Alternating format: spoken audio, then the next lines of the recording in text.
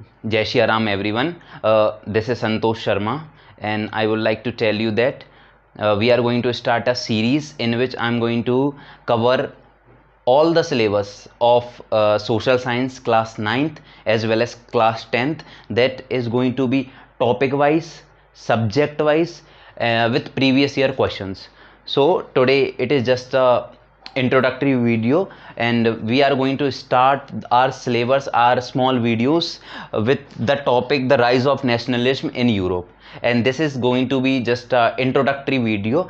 तो ज़्यादातर स्टूडेंट्स को हिस्ट्री का ये जो टॉपिक है ये बहुत ज़्यादा डिफ़िकल्ट लगता है, तो मैं पूरी कोशिश करूँगा कि आपको सिंपलेस्ट वे में और सारा का सारा कंटेंट जो है इन द सिंपलेस्ट वे, और उसके साथ मैं आपको topic wise previous year questions भी बताता चलूँगा, पूछता चलूँगा कि क्या क्या हमारे जो लेटेस्ट बोर्ड का पैटर्न रहा है 2024 का, उसमें किस तरीके के क्वेश्चंस आए और टॉपिक वाइज हम लोग पढ़ेंगे. So this is just a introductory video.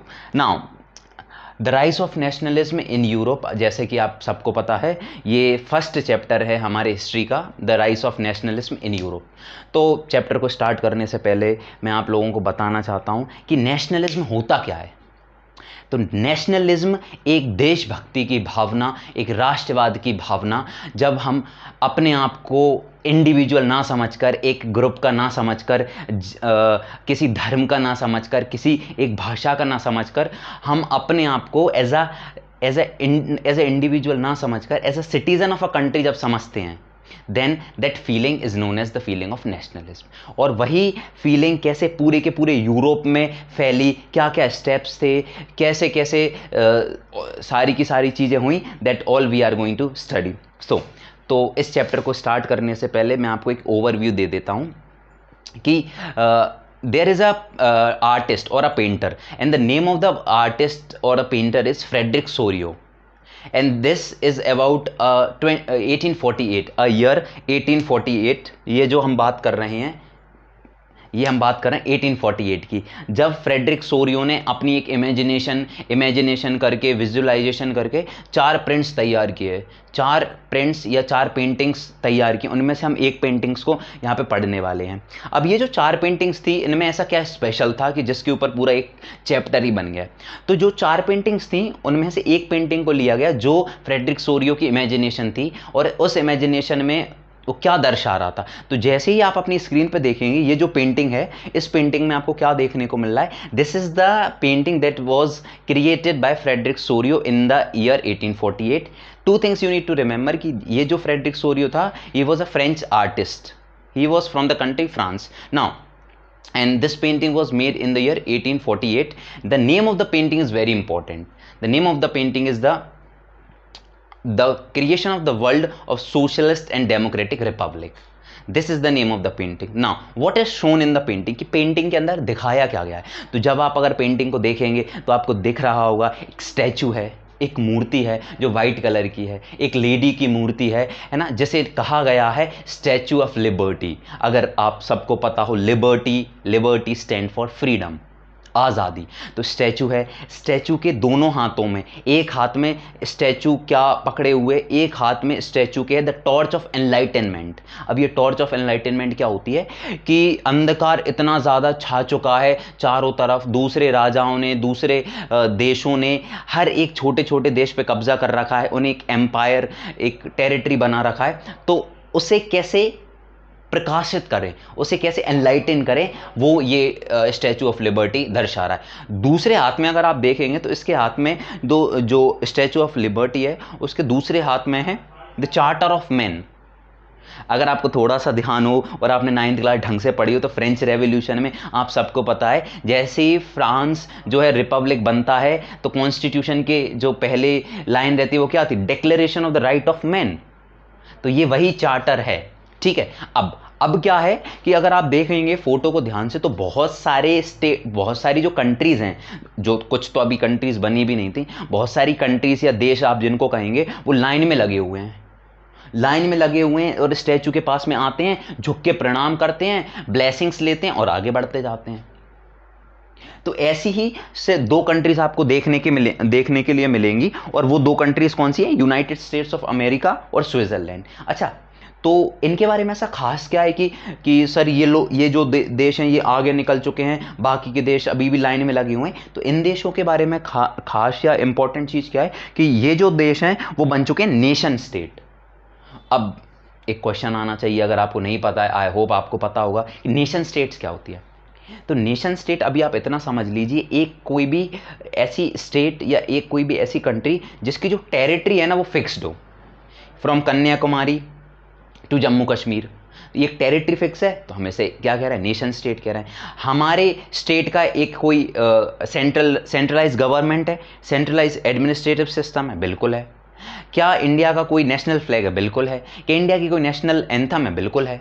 तो ऐसी सारी चीज़, क्या हमारा कोई कल्चर है? बिल्कुल है। क्या धर्म है? बिल्कुल है। भाषाएं हैं? बिल्कुल हैं। तो ये सारी चीज़ें जिस भी देश में होती हैं उस देश को हम कह सकते हैं कि it is a nation state. एक और इम्पॉर्टेंट चीज़, क्या भारत के सारे डिसीजन भारत के लोग लेते हैं, भारत के इंडिया के सिटीजन लेते हैं, हमारी जो पार्लियामेंट है वो लेती है, या फिर अमेरिका के जो प्रेसिडेंट हैं या दूसरे देशों के जो इंपॉर्टेंट लीडर्स हैं वो लेते हैं? तो इंडिया के सारे डिसीजन इंडिया के people with the help of their representatives, चाहे वो हमारे बिहाफ पे लोकसभा के मेंबर्स ले रहे हों, बट इसे क्या कहा जाता है? इसे सोवरेन कंट्री कहा जाता है। यहाँ पे भारत के लोग उनके पूरे इंटरनल मैटर्स के जितने भी डिसीजन हैं उन सारे डिसीजंस को लेते हैं, और किसी दूसरे देश का उसमें कोई इंटरफेरेंस नहीं रहता है। That is called sovereign country. तो ये सारे कुछ की फीचर्स या कैरेक्टरिस्टिक्स हैं किसके? एक नेशन स्टेट के। तो आगे ज़्यादा डिटेल में ना जाते हुए तो मैंने आपको बता दिया कि अमेरिका और स्विट्जरलैंड उस टाइम तक 1848 तक क्या नेशन स्टेट बन चुके थे, और बाकी की लाइन में लगे हुए थे अलग अलग देश। तो आप देखेंगे जैसे फ्रांस लगा हुआ है लाइन में, उसके बाद जर्मनी है। एक बात और याद रखना कि जर्मनी आपको दिख तो रहा है वहां पे, लेकिन जर्मनी जैसा कोई भी देश अभी तक बना नहीं है, याद रखना। It is just an imagination. तो जर्मनी जैसा कोई भी देश अभी तक बना नहीं है। वो लाइन में लगी हुई है, फ्रांस लगा है, जर्मनी लगा है, उसके बाद में बाकी के देश लगे हुए हैं। अनफॉर्चुनेटली आपको हमारा महान भारत वहाँ पे देखने के लिए नहीं मिलेगा, क्योंकि जो 9th और 10th क्लास की हिस्ट्री लिखी गई है ना वो यूरोप सेंट्रिक हिस्ट्री है। सारा का सारा सब कुछ जो है ना यूरोप को सेंटर में रखने के बाद में वो हिस्ट्री क्रिएट की गई है, and our history is not included in the Europe, so that is why we are not able to see our beloved country India in that picture. Let it be, it's okay. Now जैसे ही आप थोड़ा सा और गौर करेंगे तो जितने भी देश हैं वो आते हैं liberty, the statue of liberty के सामने होमेज प्रोवाइड करते हैं और दे मूव ऑन। इसका मतलब क्या है कि they have become a nation state. आप एक चीज़ याद रखना बोर्ड पॉइंट ऑफ व्यू से कि अमेरिका और स्विट्जरलैंड तो नेशन स्टेट बन चुके हैं, फ्रांस हुआ, जर्मनी हुआ, बाकी के देश है ना जो अभी लाइन में लगे हुए हैं, अपना यूनाइटेड किंगडम हुआ, ब्रिटेन जो जिसे हम कहते हैं, इटली हुआ, ये सारे के सारे लाइन में लगे हुए हैं। अब इन देशों को पहचाना कैसे जाएगा? हम हमारे देश को कैसे पहचानते हैं? We are able to understood our nation with the help of our flags. हमारा नेशनल फ्लैग है, हम कितने भी 10 देशों के फ्लैग लग रहे हो, लेकिन हमारा अगर नेशनल फ्लैग लग रहा होता है तो हम पहचान जाते कि ये नेशनल फ्लैग है किसका? इंडिया का। तो वैसे ही ये सारे जो देश हैं ना ये अपने हाथ में अपने अपने देश के फ्लैग लिए हुए हैं ना, और साथ में अपनी कॉस्ट्यूम्स एक ट्रेडिशंस होती हैं। जैसे इंडिया का जो पहनावा है वो अमेरिका से अलग है, अमेरिका का इटली से अलग है। So all the traditions and the clothes are different to each other. तो उसी तरीके से अगर आप देखेंगे तो एक पिक्चर में अगर आप देख पा रहे हो तो सारे के सारे जो देश हैं अलग अलग, उनके हाथ में अपने नेशनल फ्लैग्स हैं और वो अलग अलग कपड़े पहने हुए हैं, वो दर्शाते हैं उनके ट्रेडिशंस, कस्टम्स को। अब आगे अगर हम बढ़ें, इस बात को थोड़ा और आगे ले जाएं तो उसके बाद में आपको देखने को मिलेगा कि ये जो पिक्चर है, यहाँ पे हमने स्टैचू ऑफ लिबर्टी को देखा, बाकी के देशों को देखा, नीचे अगर आप ध्यान से देखेंगे पिक्चर के तो आपको बहुत सारे पीसेस देखने को मिलेंगे। वो पीसेस, वो टुकड़े किस चीज़ के हैं? वो मोनार्की को डिस्ट्रॉय किया गया है, मोनार्की को डेमोलिश किया गया है, मोनार्की को ख़त्म किया गया है, ये उसके पीसेस हैं। और वो क्या सिंबलाइज कर रहे हैं कि इन देशों में जो भी देश अभी नेशन स्टेट बन चुके हैं वहाँ पर अब मोनार्की, और एक बात और याद रखना, मैं आपको बता देता हूँ कि autocracy, monarchy, dictatorship, absolutism, despotism, ये सबका मतलब एक ही होता है कि when a single person rule the country, and he does not listen to any of the citizen, and he rules according to his own will. That phenomena is known as autocracy. You can call it monarchy, dictatorship, despotism, or absolutism. So these two words, absolutism and despotism, you are going to hear in this chapter. So don't be confused. These are just the synonyms of autocracy. Now so जो pieces पड़े हुए हैं वो क्या दर्शा रहे हैं कि that monarchy have been destroyed, demolished, monarchy को खत्म कर दिया गया है, और किसको? डेमोक्रेसी को, the rule of the people, the form of government in which the people elect their representative. एक ऐसा फॉर्म जहां पे हम लोग, भारत के लोग, अमेरिका के लोग, इटली के, बेल्जियम के, कहीं के भी लोग अपना लीडर, अपना रिप्रेजेंटेटिव खुद इलेक्ट करेंगे by the process of voting. That is called democracy. I hope आपने 9th क्लास में अच्छे से डेमोक्रेसी को पढ़ा हो. So there must not be any confusion. Now as we move forward, तो मैंने आपको बता दिया पिक्चर के सारे एलिमेंट्स. कभी कभी बोर्ड में आपको क्या, जब भी पेपर थोड़ा लॉजिकल बनाया जाता है तो एक पिक्चर दे दी जाएगी,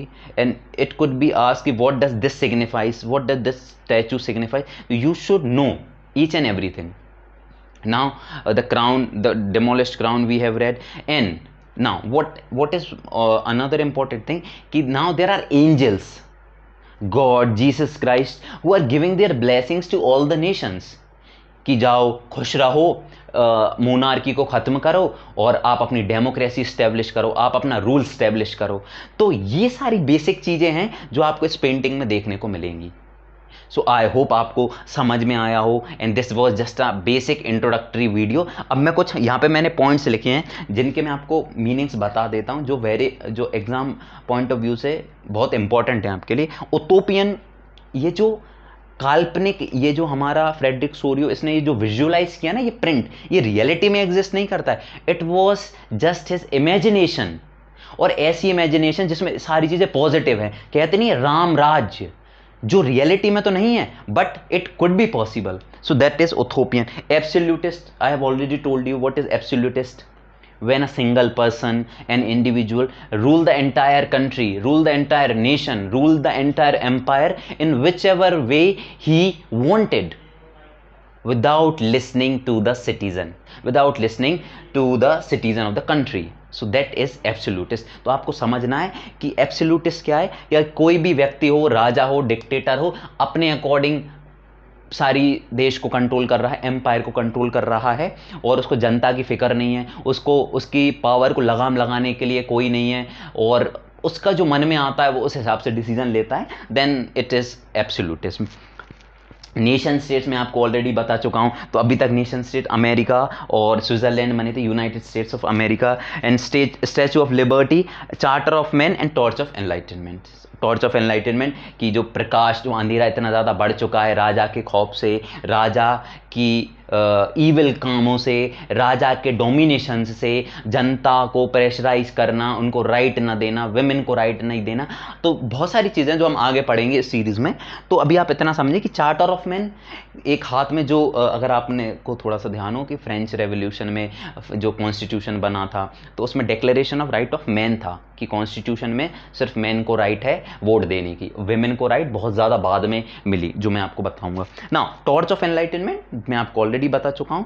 तो आई होप आपको थोड़ा बहुत समझ में आया होगा, और इसे एज अ इंट्रोडक्टरी वीडियो ही समझना आप लोग, क्योंकि आगे आगे हम टॉपिक वाइज, मैं आपको टॉपिक वाइज सारे टॉपिक्स कवर करेंगे. पहले ये चैप्टर करेंगे, and slowly we are going to move forward, और आपका पूरा syllabus with in small videos. और वीडियोस के साथ में अब जब लास्ट में, जैसे एंड ऑफ द वीडियो में इस टॉपिक से रिलेटेड क्वेश्चन बनता है एमसीक्यू बेस में, कि what was the name of the painting that was created by Frederick Sorrieu in the year 1848. तो I want all of you to tell me the name of the painting in the comment section.